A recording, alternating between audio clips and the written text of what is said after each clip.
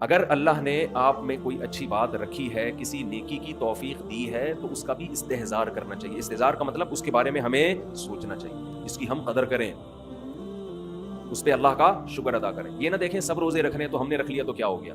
بھائی سب کا نہیں پتا، ہم تو نالائق ہیں یار، سب تو بہت نیک ہیں، وہ تو رکھ سکتے ہیں. ہم جیسے نالائق کو اللہ نے توفیق. میرا جو اللہ سے معاملہ ہے، مجھے کیا پتا آپ کا کیا معاملہ ہے، میں تو اپنا معاملہ دیکھوں گا. تو ہمارے نبی اپنے آپ کو موٹیویٹ کیسے کرتے تھے؟ ذهب الظما، پیاس چلی گئی. وابتلت العروق، رگیں تر ہو گئیں. وثبت الاجر ان شاء اللہ، اور اللہ نے چاہا تو اجر ہمارے اعمال میں لکھ دیا گیا، اجر لکھ دیا گیا ہے. تو اس سے انسان کو اگلے دن دوبارہ روزہ رکھنے کا حوصلہ ملتا ہے. اور گناہ میں الٹا، تھوڑی دیر کی لذت، یہاں سے بات شروع ہوئی تھی کہ جوانی میں بھی یہ لذتیں اگر آپ نے کنٹرول نہیں کیا نا تو بڑھاپے میں یہ لذتیں بڑھیں گی، مگر گناہ کرنے کی طاقت کیا ہو جائے گی؟ ختم. تو حسرت، افسوس، ٹینشن والی زندگی. تو اس لیے جوانی میں اپنے آپ کو نیکی کا عادی بنا لو، اس سے بڑھاپا بڑا خاندانی گزرے گا. اللہ اللہ کی بڑھاپے میں توفیق ملے گی. جوانی میں تسبیح کی عادت ڈال لو. سمجھتے ہو؟ نہیں آ رہی سمجھ میں؟ جوانی میں کیا عادت ڈال لو؟ تسبیح کی. نبی صلی اللہ علیہ وسلم نے فرمایا، صحیح بخاری کی آخری حدیث، کلیمتانی خفیفتانی علی اللسانی ثقیلتانی فی المیزان حبیبتانی الی الرحمن سبحان اللہ وبحمدہ سبحان اللہ العظیم.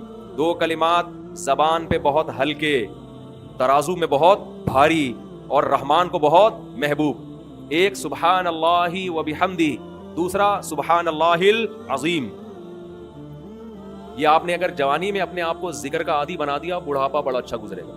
ہماری مسجد میں ایک بزرگ ہیں، پابندی سے تراویح پڑھتے ہیں. آج فجر میں پتا چلا کہ روزانہ 20 پارے تلاوت کا معمول ہے. میرا خیال ہے 70 سال عمر تو ہوگی. 70 سال میں روزانہ کتنے پارے پڑھ رہے ہیں؟ 20. کیا یہ عادت انہوں نے بڑھاپے میں ڈالی ہے؟ بڑھاپے میں اتنی ہمت نہیں ہوتی. یہ عادت کب سے پڑھی ہوئی ہوتی ہے؟ جوانی میں روز 20 نہیں پڑھتے ہوں گے، 2 پڑھتے ہوں گے، 3 پڑھتے ہوں گے. لیکن جیسے جیسے عمر بڑھ رہی ہے وہ تعداد کم ہونے کے بجائے بولو وہ شوق بڑھتا چلا جا رہا ہے. عین ممکن ہے کچھ دنوں کے بعد یا چند سالوں کے بعد صحت اجازت نہ دے، عین ممکن ہے، لیکن شوق تلاوت کا کم ہونے کے بجائے بڑھے گا. اور اللہ اجر کس پہ لکھے گا؟ شوق پہ. حدیث میں آتا ہے کسی کا کوئی معمول تھا، صحت خراب ہونے کی وجہ سے معمول چھوٹ گیا تو اللہ اس کے اعمال میں وہ نیکی لکھتے رہتے ہیں. جیسے کسی نے ہمیشہ رمضان میں روزے رکھے ہوں، بڑھاپا آ گیا، شوگر، بیماریوں کی وجہ سے روزہ نہیں رکھ پا رہا، اب یہ تھوڑی کہ اللہ اس کا اجر ضائع کریں گے. اللہ کہیں گے تو نے ہمیشہ رکھے ہیں، اب مجبور ہے تو میں تیرے اعمال میں روزے لکھتا چلا جاؤں گا. تو آج آپ نے اپنے آپ کو میرے بھائی اللہ کا تھوڑا تھوڑا اللہ کا ذکر کی عادت ڈالو. میں نہیں کہہ رہا آپ سے زیادہ نہیں ہوتا تو وحشت نہ تھوڑا کر لو. آج تھوڑا کرو گے، کل اس تھوڑے میں ایسی لذت ہوگی کہ اللہ اس مقدار کو بڑھا دے گا. حدیث میں آتا ہے سبحان اللہ والحمد للہ ولا الہ الا اللہ واللہ اکبر، یہ کلمات احب الی اللہ مما طلعت الشمس او کما قال صلی اللہ علیہ وسلم. سورج جن چیزوں پہ طلوع ہوتا ہے، ظاہر ہے سورج تو پوری دنیا پہ طلوع ہوتا ہے، ان تمام چیزوں میں اللہ کو سب سے زیادہ محبوب یہ کلمات ہیں. اور دیکھو اس میں اللہ کا کوئی فائدہ نہیں ہے.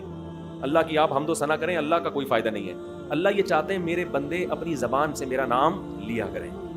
اللہ کو اس بات کی خوشی ہوتی ہے. ہمارے حضرت ایک شعر پڑھا کرتے تھے، یہ جو اہل اللہ ہوتے ہیں نا ان کو ذکر کی بڑی عادت پڑ جاتی ہے.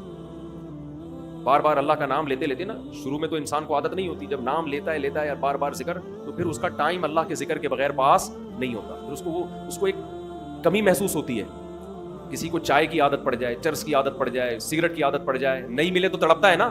تو جس کو ذکر کی عادت پڑتی ہے نا، اس کو جب ذکر کا ٹائم نہ ملے تو اس کا دل پریشان ہوتا ہے، اس کو اللہ کے نام میں ایک چسکا آنے لگتا ہے. لیکن یہ پہلے دن نہیں ہوگا، عادت ڈالنی پڑے گی. تو روز آنا اس کا معمول بنا لیں، 100 دفعہ صبح 100 دفعہ شام تسبیح کا معمول بنا لیں.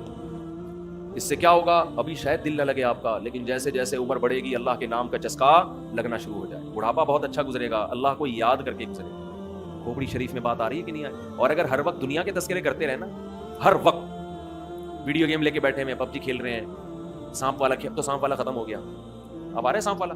نوکیا میں آتا تھا، سانپ لمبا ہوتا جا رہا ہے، اس کو پتہ نہیں فضول ٹائم ویسٹ کر رہے ہیں. ہم پریشان ہوتے ہیں یار، ہمارے پاس کاموں کو نمٹانے کا ٹائم نہیں ملتا. ہم تو چاہ رہے کاش یہ دن 24 گھنٹے کے بجائے 48 گھنٹے کا ہو جائے.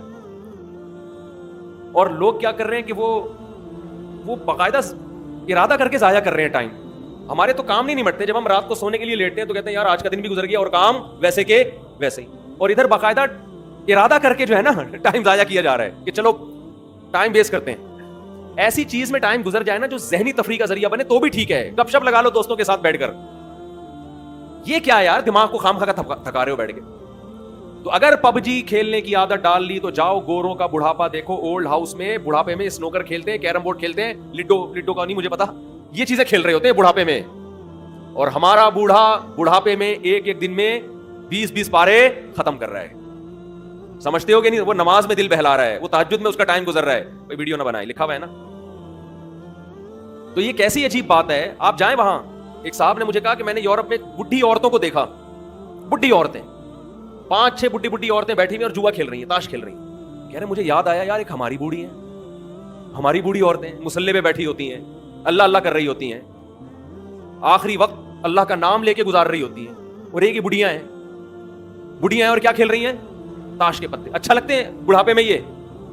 ہمارے بوڑھے کو دیکھو, آدمی کا دل چاہتا ہے اس سے دعا کروائے کہ بابا جی میرے بھی سر پہ ہاتھ رکھو. جو تاش کھیل رہی ہو بیٹھ کے اس بڈھی سے دل چاہے گا؟ اسے تو آدمی نصیحت کرے گا کچھ اور کر لے.